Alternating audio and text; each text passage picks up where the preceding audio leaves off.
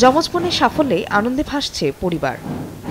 টাঙ্গাইলের সখীপুরের রেজিস্ট্রি পাড়ার শিক্ষক দম্পতি আবু জুয়েল সবুজ ও চায়নার যমজ সন্তান জারিন ও জোহরা।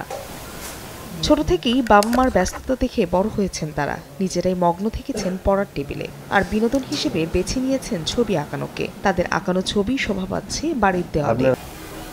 ২০২৪-২৫ শিক্ষাবর্ষে মেধাবী এই দুই বোনের মধ্যে জারিন বুয়েটে ১,১৬৬তম ও জাহারা মেডিকেলে ৪,০৩৫তম হয়ে উত্তীর্ণ হয়েছেন। এর আগেও প্রাথমিকে ট্যালেন্ট পুলে বৃত্তি, মাধ্যমিক ও উচ্চ মাধ্যমিকেও ধারাবাহিক সাফল্য অর্জন রয়েছে তাদের। ডাক্তার হওয়া ফ্যামিলির ইচ্ছা, আমার ইচ্ছা, দুইজনেরই দুইভাবে ইচ্ছা ছিল।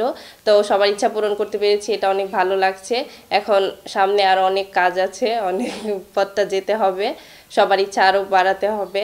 সকলের দোয়া কামনা করি যাতে আমি আরো মানবিক ডাক্তার হতে পারি, সকলের জন্য চিকিৎসা করতে পারি। ইঞ্জিনিয়ারিং দেখতে গেলে প্রতিষ্ঠান বেশ কয়েকটা আছে, তবে বুয়েটকেই টার্গেট করে বেসিক্যালি পড়ালেখা করা হয়, ওইটাই মেইন টার্গেট থাকে। তো এর জন্য আশা ছিল যে ইঞ্জিনিয়ারিং একটা ইউনিভার্সিটিতে হলে হয়, তো বুয়েটে যেহেতু হয়ে গেছে এটা আরও বেশি আনন্দের বিষয় হয়ে গেছে।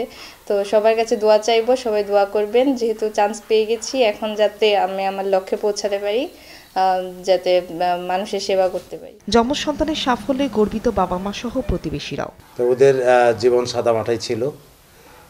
ওরা সারাক্ষণ বাসায় থাকতো, আশেপাশে কোথাও যেত না। পড়ার জন্য কোনো অবস্থাতেই তাদেরকে বলতে হতো না, তারা নিজ দায়িত্বে পড়তো। সারাক্ষণই বাসায় থাকতো, সারাক্ষণই পড়তো। আর যখন কলেজ লেভেলে ওরা ঢাকায় থাকতো, ঢাকায় এর পিছনে আমার মা এবং আমার শাশুড়ি যথেষ্ট পরিমাণ শ্রম দিয়েছেন। আমরা দুজনেই শিক্ষক, আমরা আসলে ওদের পিছনে ততটা সময় দিতে পারিনি।